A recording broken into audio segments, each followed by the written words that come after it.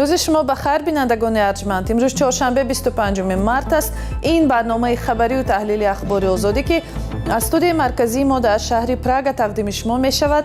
در 15 دقیقه بعد شما را با خبر و تحولات مهم در تاجیکستان و جهان شناس می‌کنیم. توجه کنید به موضوعاتی که در این نشر تقدیم می شوند. رسانه‌های آمریکایی گزارش می‌دهند که واشنگتن با دست پاکستان به ایران نقشه ختم جنگ را فرستاده است. پرزیدنت آمریکا خوشبین است.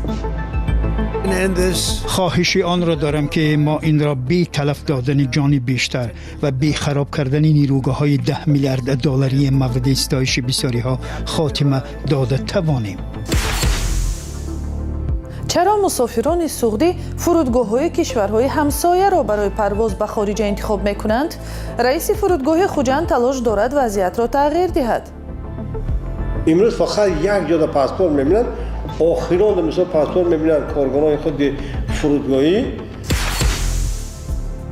مقامات ارمنستان شهروند 46 ساله تاجیکستان اسام‌الدین رجبوف را که با درخواست دوشنبه در مرز این کشور دستگیر شده بود بعد 3 روز رها کردند. پرزیدنت ایالات متحده آمریکا دونالد ترامپ گفت با آدمان مناسب در ایران در گفتگو هستند تا که به گفتش به سازش ختم جنگ دست یابند. ولی مقامات در ایران این خبر را تصدیق نمی کنند و معلوم نیست واشنگتن محض با کدام مقامات و نمایندگان رسمی جمهوری اسلامی در گفتگو می باشد. این زمان پرزیدنت ترامپ گفت که یک طرح نقشه ختم جنگ را در 15 بخش تهیه کرده و به دست ایران سپردند و آن می تواند یک پیشرفت جدی برای آتش بس گردد. جزئیات موضوع از همکارم کیومرث سیاتا. دونالد ترامپ رئیس جمهوری آمریکا گفت در رابطه با سازش ختم جنگ با آدمان مناسب در ایران در گفتگو است. در عین زمان حمله های تهران به اسرائیل و کویت ادامه کرد. رسانه‌های آمریکایی نوشتند که احتمال هزارها سرباز به منطقه سفربر شوند. نشریه نیویورک تایمز و کانال 12 اسرائیل میگویند امریکا به ایران نقشه صلحی عبارت از 15 شرط را فرستاد. این خبر را در تهران یا واشنگتن هنوز به طور رسمی شرح ندادند. خواهش آن را دارم که ما این را بی تلف دادن جان بیشتر و بی خراب کردن نیروگاه‌های 10 میلیارد دلاری مورد استایش بسیاری‌ها خاتمه داده توانیم. نیویورک تایمز با تکیه به 2 منبعی که نامشان فاش نشده است نوشت معلوم نیست تا کجا نقشه پیشنهادی که با دست پاکستان رسانده شده است توان ختم پوره نزاع را دارد. کانال 12 اسرائیل با تکیه به 3 منبع گفت واشنگتن می‌خواهد آتش بس 1 ماهه‌ای بررسی نقشه اعلان شود و در این مدت در قطار چیزهای دیگر گلوگاه هرمز باز شده، برنامه هسته‌ای ایران، گروه‌های یاری رسان رژیم نابود کرده شوند و تحریم‌های تهران بیکار گردند. در حالی که ایران حمله ها را به اسرائیل و کشورهای خلیج و مؤسسه های آمریکایی در منطقه ادامه می‌دهد و آبراهای هرمز بسته می‌ماند، دونالد ترامپ میگوید که جنگ را برده‌اند و ایران پرره مغلوب کرده شد. ولی جنگ از زمان حمله های آمریکا و اسرائیل به ایران در روز 28 فوریه با همان شدت دوام دارد. مطبوعات آمریکایی با تکیه به منبع‌های بینام از ارسال هزارها سرباز دیویزیای هوایی 82 به خاورمیانه خبر می‌دهند. وال استریت جورنال نوشت که پنتاگون یا وزارت دفاع آمریکا 3000 سرباز فرستادنی است. نشریه میگوید این سربازان هنر استفاده چتر را در خاک دشمن دارند. ایران بالای کویت و اسرائیل حمله ها را انجام داد و مقامات گفتند که در پی حمله درون ها در تل آویو بنای ویران شد و 6 نفر مجروح گشتند. نظام دفاعی ضد موشکیش به حمله های موشک و درون واکنش کرد و درباره در هوا خنثی شدن آنها خبر داد. اینچنین روز 24 مارس نظامیان عراقی آمریکا و اسرائیل را برای مورد هدف قرار دادن قرارگاه نیروهای مردمی سفربری یک گروه وابسته از جنگجویان شیعه مذهبی ایرانی و هم منزل رهبر این سازمان متهم کرد و گفت که 15 کس کشته شده است. به قول نشریه فاینانشال تایمز ایران به کشورهای عضو سازمان بین المللی دریانوردی گفته است کشتی‌های کشورهای غیر دشمن در صورت هماهنگی با مقامات ایران می توانند از گلوگاه هرمز گذر کنند.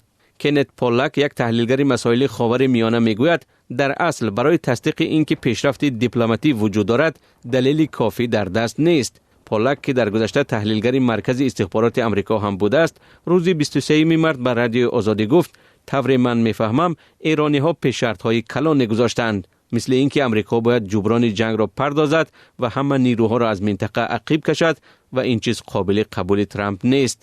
وی افزود حرفهای دونالد ترامپ بیشتر به خاطر آرام کردن بازار، نه بیان واقعیت و یا نمایش پیشرفت جدی صدا دادند. تحولات اخیر ایران و خاورمیانه را در سامانه ما هم پیدا خواهد کرد و در ادامه برنامه ما به این موضوع باز برمیگردیم و از آن میگویم که با شروع جنگ در ایران نرخ فلزات گرانبها از جمله طلا و نقره پایین شده باعث توجه مشتریان شده است. حالا رو میاریم به تاجیکستان. مسئولان فرودگاه بین المللی خوجند از یک بار کم شدن شمار مسافران خبر می‌دهند. آنها میگویند در سال 2025 شمار خط‌سیرها هم که از این فرودگاه پروازها انجام می‌دهند کم شدند. دلیل اساسیش در فشار زیاد مقامات روسیه به مهاجران تاجیک است که بسیاری ها را از سفر به این کشور دلسرد نموده است. فرودگاه میگوید در یک سال توان خدمت رسانی به 5 میلیون مسافر را دارد ولی حالا از 1/10 آن را به کار میبرد. فرزان محمدی موضوع را ادامه میدهد. فرودگاه بین المللی خوجند را چند سال پیش تعمیر و بازسازی کردند تا هم خدمت رسانی بهتر و هم شماره مسافران بیشتر گردد.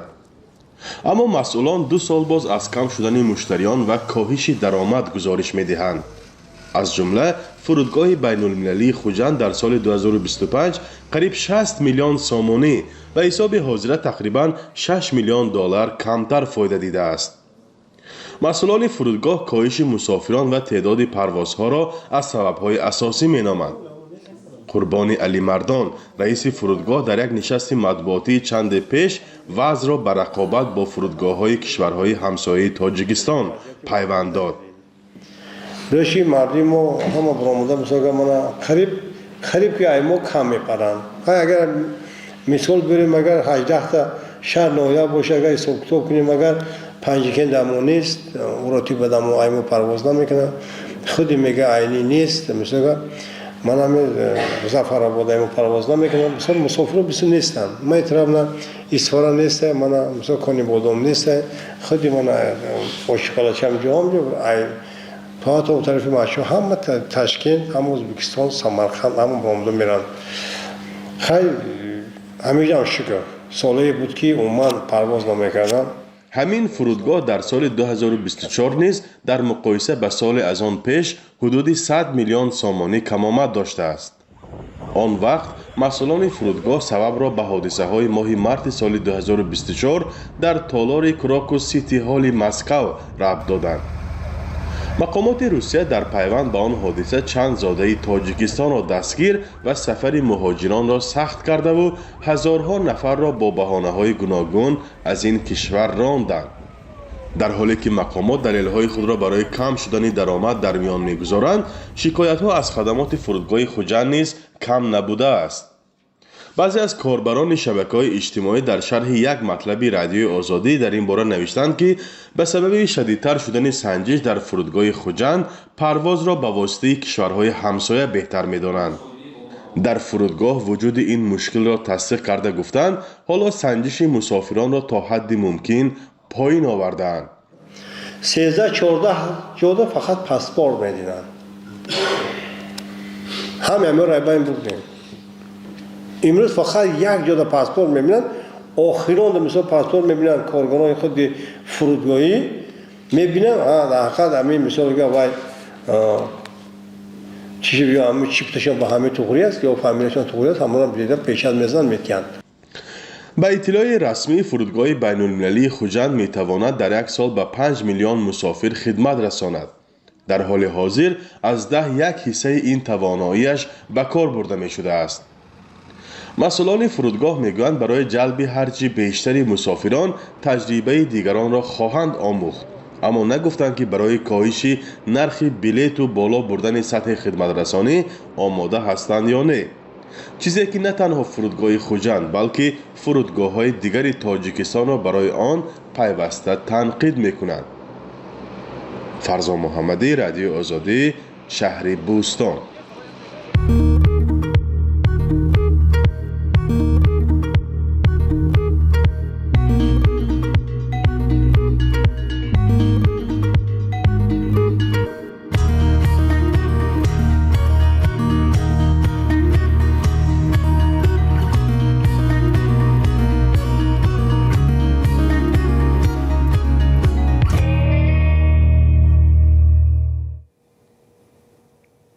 یک شهروند تاجیکستان بعد 3 روز بازداشت و تحقیق پروندهش از جانب مقامات ارمنستان آزاد شده است. ما دیروز خبر داده بودیم که شهروند 46 ساله تاجیکستان اسامالدین رجبوف را با درخواست دوشنبه در مرز ارمنستان و گرجستان دستگیر کردند و گفتند در تاجیکستان او را از روی اتهام تندگرایی در جستجو قرار دادند. جزئیات این حادثه و هم نظر خود رجبوف را به این قضیه همکارم میرزا نبی خالقزاد خلاصه میکند. مقامات ارمنستان شهروند 46 ساله تاجیکستان اسامالدین رجبوف را که با درخواست دوشنبه در مرز این کشور دستگیر شده بود رها کردند و از گرجستان به ارمنستان می آمد. اسامالدین رجبوف روز 25 مارس در صحبت با رادیو آزادی گفت حالا نیت دارد با یاری سازمان‌های حامی حقوق به کشور سیوم برود. در ارمنستان به او گفتند که در تاجیکستان به تندگرایی با استفاده از شبکه‌های اجتماعی متهم است. 2 روز پیش مرا بازداشت کرده گفتند به تندگرایی گمانبر هستی و در پیگرد قرار داری. هیچ امید نداشتم که آزاد میکنن. در بازداشتگاه معامله خوب داشتن. دیرتر گفتن که تو آزاد هستی و به هر کجای میخوای انتخاب کن و زندگی کن، گفت اسامالدین رجبوف. جستجوی رادیو آزادی نشان داد که اسامالدین رجبوف در شبکه اجتماعی فیسبوک با امضای مستعار مطلب‌های تنقیدی نشر کرده است. رجبوف از سال 2009 تا سال 2012 در دسته زود عمل تعیینات مخصوص یا آمان وزارت کارهای داخلی تاجیکستان خدمت کرده، سپس به روسیه و از آنجا به ترکیه و گرجستان رفته است.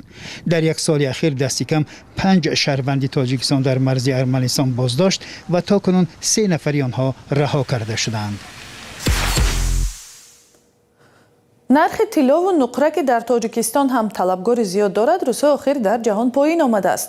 حالا در تاجیکستان رسما استراحت است و وضع دکان‌های طلا فروشی و ارزش طلا در وبسایت بانک ملی معلوم نیست، ولی در هندوستان پایین روی نرخ طلا و نقره بسیاری ها را به مغازه جواهرات برد. چرا؟ گزارش مولا رجب یوسفی را در این باره می‌بینیم. پس از آن که نرخ طلا و نقره در جهان به طور چشمرس پایین رفت، فروشگاه‌های مصنوعات زرگری در هندوستان روز 23 مارس شاهد مشتری زیاد بودند. مردم مشتاق این فلزی گرانبها گفتند با استفاده از فرصت انگشتری و دستپانه و گوشوار یا گردنبند طلا می‌خرند تا در آینده از آن استفاده کنند، چی برای زیب و زینت و چی برای فروختن و فایده گرفتن. این وضع برای ما خوب است چون کمک می‌کند که مقدار طلا خریم. بیشتر نرخ آن حتی تو 1.7 لک روپیه یا 1823 دلار رسیده بود. آن زمان خریدن طلا برای ما واقعا فایده نداشت. حالا مردم امید دارند که میتوانند برای استفاده در آینده کم طلا بخرند. از شروع درگیری در خاورمیانه در آخر ماه فوریه ارزش طلا قریب 22% کاهش یافت، ولی در مقایسه با نرخ رکوردی آن که هر اونسش در آخر ماه ینور امسال به تقریبا 5600 دلار رسیده بود، حدود 25% پایین آمده است. اشوینی چاودکر در هندوستان این وضع را امکانیت برای سرمایه گذاری می داند. بله، نرخ بسیار پایین آمد، هم نرخ طلا و هم نرخ نقره. بنابراین احساس می کنیم که باید هرچی زود سرمایه گذاری کنیم. این فرصت خوب است، زیرا اگر نرخ در آینده باز بالا رود دیگر چنین امکان نخواهیم داشت. یک تحلیلگر به خبرگزاری ریترز گفته است ادامه نزاع در خاورمیانه و پایین آمدن نرخ بهره یا فائز جذابیت طلا را کمتر کرد. قرار بود که بانک مرکزی امریکا نرخ بهره یا فائز را کم کند و بر اساس آن انتظار می‌رفت که طلا تا حد حمایت شود، اما ایالات متحده نرخ بهره را کاهش نداد و همین باعث گشت که ارزش طلا بالا نرود بلکه پایین بیاید. نقره و فلزات دیگری گرانبها که در تاجیکستان هم طلبگاران زیاد دارند کاهش شدید نرخ را از سر می‌گذرانند. ارزش نقره هم زیاده از 6% پایین رفته است. شاید این وضع برای ایده خوشایند نیست، اما خریداران سرشمار در هندوستان آن را فرصت بسیار مناسب هم برای زیب دادن دست و گردن و گوش و هم سرمایه‌گذاری برای آینده می‌دانند.